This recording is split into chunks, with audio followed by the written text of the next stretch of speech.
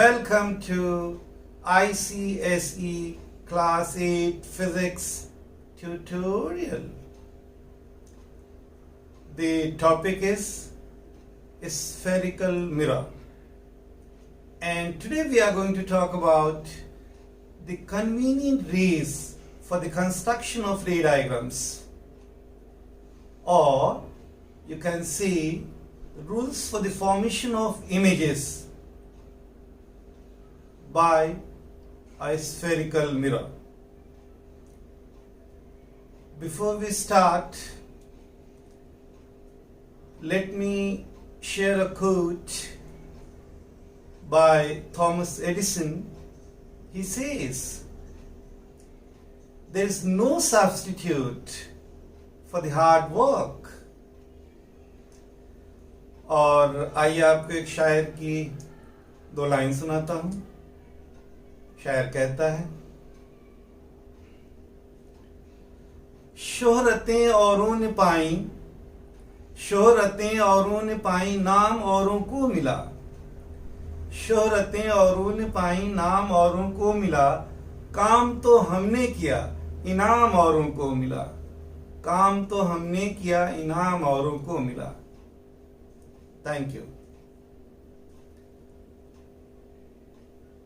Okay, let's start. A spherical mirror, and the topic is rules for the formation of images by a spherical mirror, or as I told you, you can say convenient ways for the construction of ray diagram. In the case of course, a spherical mirror, in particular concave mirror and convex mirror. All right. See what happens from an object, from a point. Infinitely many rays are coming. Now we need to know the path of the reflected ray, because where the two reflected rays meet or intersect, there we get the image. So there are four rays which we are going to study today. We know their path after reflection from either concave mirror or convex mirror. After reflection, how they are passing, their path we know. So we have such four rays which we are going to discuss today, and that's why, for our convenience, we are going to consider those rays, because we need to know the path of the reflected ray for our convenience, and that's why we call them convenient rays for the construction of ray diagrams. Fine. Now let's have a look one by one. This is concave mirror, this is convex mirror. I'm going to tell you four rays. First, this is your concave mirror. First convenient rays, one of the rules you can say is a parallel ray, a ray which is parallel to the principal axis. You know PC, this is the principal axis. We have discussed this. Now a ray of light which is parallel to the principal axis, after reflection from the concave mirror, it passes through focus. The path we know, and this you need to remember. Alright? A ray of light, you can see in red, a ray of light in red. A ray of light which is parallel to the principal axis, after reflection from the concave mirror, it passes through the focus. This is one of the convenient rays. In the case of concave mirror. Now the same in the case of convex mirror, what happens? Here also the ray of light is parallel to the principal axis, but here it appears to come from focus after reflection. Right, the ray of light is parallel to the principal axis, and after reflection it is going in this direction, and it appears to come from focus of the convex mirror. Here it passes through F, and here it appears to come from F. That's the difference. In both the cases they are parallel. Here also it is parallel, here also it is parallel. Here it is passing through F, and here it appears to come from F. Fine. Okay. The second ray, the convenient ray, or the second rule I have taken is the ray of light is passing through the center of curvature in the case of concave mirror. So any ray or ray which passes through the center of curvature of a concave mirror after reflection, or you can say it is reflected back along the same path. It is reflected back along the same path. After reflection from the concave mirror, it follows the same path. Same path. Only the direction is changed. This is incident and this is reflected. Incident ray, reflected ray. Fine? Clear? Okay. Now the same case in the case of convex mirror is, here the ray of light is passing through the center of curvature, actually passing, and here it's not actually passing, it is directed towards the center of the convex mirror. It is directed, but same thing is happening. It is reflected back. See the red one, it is reflected back along the same path. Alright, the only difference is here it is actually passing through C, and here it appears, here it is directed towards C. Fine? And they are reflected back along the same path. Reflected back along the same path. Alright, here you can see in red, and here you can see in black. Passing through C, and here it is directed towards C. Clear? This was the second convenient ray. Now the third convenient ray, or the third rule in the case of concave mirror is, the ray of light is passing through focus. So after reflection from the concave mirror, in the case of concave mirror, it becomes parallel to the principal axis. It passes through the focus, and after reflection from the concave mirror, it becomes parallel to the principal axis. Alright? Fine. And see here. Here it is directed towards the focus. Here it is passing through the focus. And after reflection from the concave mirror, it is becoming parallel to the principal axis. And here it is directed towards focus, but the same result. After reflection, it is becoming parallel to the principal axis. So see the comparative study. Easy, no? Very easy. Fine. Next, so these are the three rays. The fourth ray, which I have not drawn here, the fourth ray is the ray of light incidents at the pole.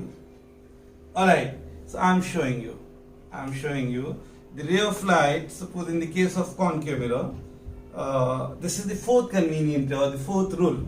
Alright, so if you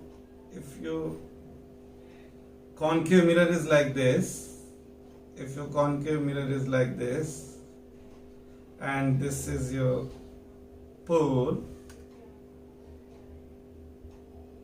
this is your pole. Fine, this is principal axis. Of course, if this is principal axis, then you have your F and you have your C. Alright. So a ray of light is falling on the concave mirror at the pole like this. Can I use some other color? Okay, I am using red color. It is falling like this, and this angle is theta. This angle is theta. The principal axis is treated as normal. Alright, so if this is normal, then the angle of incidence is theta. So the angle of reflection will also be theta, and then the reflected ray goes like this, making an angle of theta, which is the angle of reflection. Alright, fine. Theta, theta, laws of reflection. Is that fine? This is theta. This is theta. Not clear? Can I write down here? Okay, let me write down here. This is theta. So angle of incidence and angle of reflection, they are same. Yeah, theta. Alright, this is how it, and because it is a ray of light, so arrow is important. Incident ray and this is reflected ray. Fine. This is important. If this is 30 degrees, this is 30. That means we know the path of the reflected ray. Why? Because if this is falling at an angle of 30 degrees, so the reflected ray will also make an angle of 30 degrees with the normal, which is the principal axis. Fine. This is the case of concave mirror. Now, in the case of a convex mirror, the same thing. In the case of a convex mirror, again this is your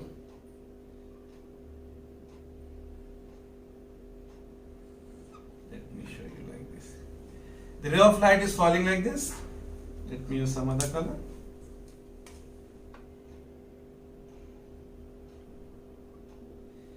Incident ray, angle theta. So reflected ray, this is also angle theta. Same thing. Same thing. The angles are same. Angle of, because this principal axis we are treating as normal. The principal axis is normal. So if this is theta, this is theta, then this is also theta. That means in this case also we know the path of the reflected ray, which is important. Got it? Or labeling P, C and F, etc. that you know.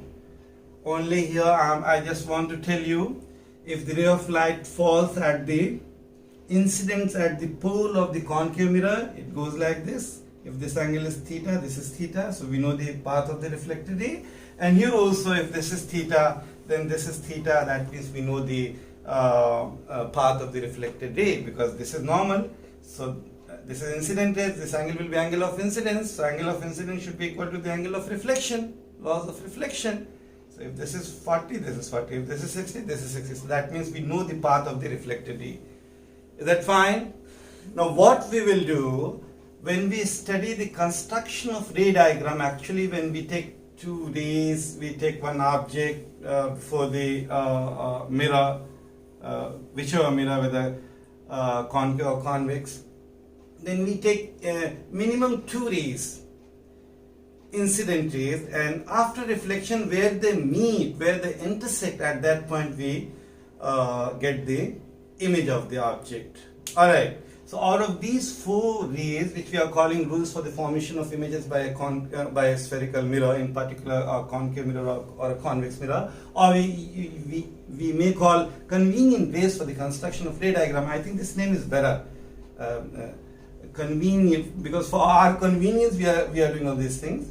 We are taking these four rays because we know the path of the each of these rays after reflection from the mirror. So we can call them convenient rays for the construction of ray diagram by a spherical mirror. Alright, so when we study, when we actually draw the ray diagram by taking the object, we form the images. So then we need the knowledge of these four rays. Any two rays out of the four we will be taking. Generally we take one which is parallel and one which passes through the center of curvature. Generally we take these. Alright. Or you can take this also, any of these four rays you can take. Alright, fine. So I hope once again let me clear the things. Out of these four rays, any two you can take at a time. Not necessary to take three. Any two, where the two rays are meeting, at that point you will get the image. So any two. You can take parallel and passing through the center of curvature, or you can take parallel and passing through focus, or you can take this and this, whichever, any two you can take. Alright, fine. I hope everything is very, very clear. Okay then, thank you so much. Thanks.